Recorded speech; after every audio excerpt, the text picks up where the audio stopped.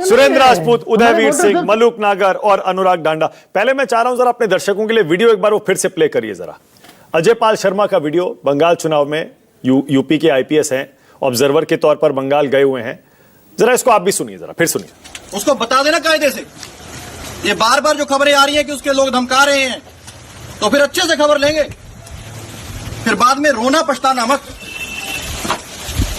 आसपास के जितने भी लोग हैं अच्छी तरह से समझ लें कि अगर किसी ने बदमाशी करी तो उनका कायदे से इलाज किया जाएगा। फिर अगर कहीं से खबर आ गई कि किसी ने कोई खुराफात करने की, किसी को परेशान करने की कोशिश की है, तो फिर उसकी खबर फिर अच्छे से लेंगे हम।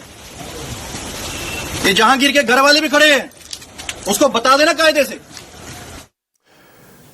अब जरा सुरेंद्र राजपूत को लाइए। सुरेंद्र राजपूत, मैंने जानबूझकर आपसे बात करने से पहले ये वीडियो दोबारा चला दिया। आपने भी सुन लिया, दोबारा सुन लिया। उन्होंने तो सिर्फ गुंडों के लिए कहा, कुछ गलत ना करें ऐसा कहा। आपको कितनी गलती और कितना सही लगता है इसमें? सुरेंद्र राजपूत बोलिए। मानक भाई, जो जवाब आपका वो जवाब हमारा। आप हमको सिर्फ इतना बता दीजिए, जो अजय पाल शर्मा नाम का शख्स है, इसका एक वीडियो दिखा दीजिए। वीडियो का शौकीन है, रील्टा है, रील बनाने का शौकीन है। इसका एक वीडियो दिखा दीजिए जो भाषा इसने टीएमसी या जहांगीर के खिलाफ इस्तेमाल करी, वो भाषा किसी भाजपाई एमएलए के खिलाफ करी हो, किसी भाजपा के नेता के खिलाफ करी हो, योगी जी के खिलाफ करी हो, मोदी जी के खिलाफ करी हो। उत्तर प्रदेश का अफसर है ना ये भाषा अगर इसने किसी उत्तर प्रदेश के किसी सरकारी एमएलए के खिलाफ करी हो या भाजपा के किसी मंत्री संतरी के खिलाफ करी हो, तो एक वीडियो दिखा दीजिए, समझ में आ जाए। ये कमिटेड ब्यूरोक्रेट हो गए हैं। विभूति नारायण जी समझेंगे इस बात को। ये कमिटेड ब्यूरोक्रेट हो गए हैं, जबकि हिंदुस्तान की ब्यूरोक्रेसी नॉन कमिटल है। नॉन कमिटल ब्यूरोक्रेसी चलती है यहां पर। अमेरिका नहीं है ये कि किसी भी पार्टी का शासन आ गया तो उस पार्टी के ब्यूरोक्रेट आ गए।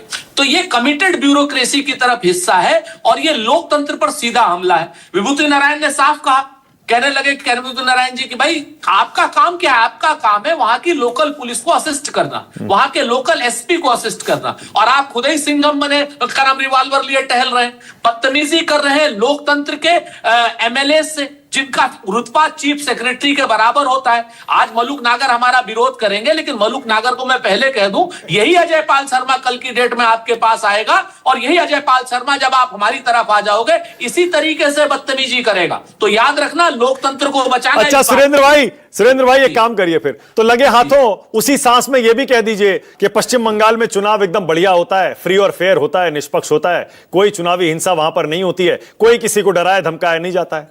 बोल दीजिए। मसला ये फिर से दो अलग अलग चीजों को समझिए मानक भाई। हाँ। पहली बात है कि सरकार का काम है फ्री एंड फेयर इलेक्शन कराना, लेकिन फ्री एंड फेयर इलेक्शन कराने के लिए सरकार गुंडों के सामने आतंकवादी थोड़ी बन जाती।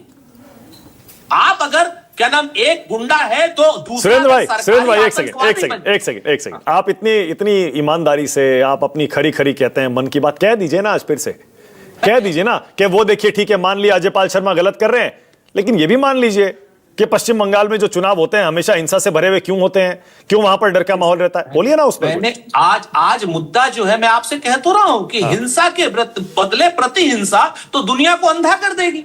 मैं ये कहता हूं कि गुंडागर्दी के खिलाफ अगर सरकारी आतंकवाद शुरू हो जाएगा ना मानक भाई, सरकारी आतंकवाद। अरे चुनाव आयोग है, आप उसे सरकार से क्यों जोड़ रहे हैं?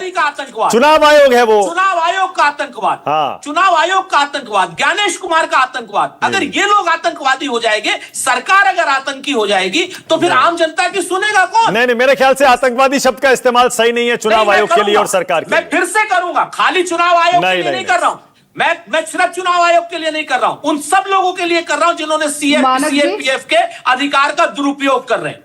जो लोग भी सरकारी लोग सीएपीएफ के अधिकार का दुरुपयोग कर रहे हैं, चुनाव आयोग दुरुपयोग, वो आतंकी जैसा व्यवहार कर रहा है। अच्छा ओके, मलूक नागर ही आपका जवाब दे रहे हैं। राधिका, मलूक नागर को मौका दे रहा हूं मैं। मलूक नागर आप ही की तरफ से बोलिए। अच्छा लीजिए, बोलिए राधिका, बोलिए। मानक जी, अभी इन्होंने कहा चुनाव आयोग और सरकार टेररिस्ट है, आतंकवादी है, तो मैं आज इनसे पूछना चाहती हूँ, इनके एक साथी की बंगाल में टीएमसी के गुंडों ने हत्या कर दी, जिसके बाद राहुल गांधी तो जाग गए, उन्होंने कह दिया कि ममता बनर्जी गुंडागर्दी करती है, भ्रष्टाचार करती है।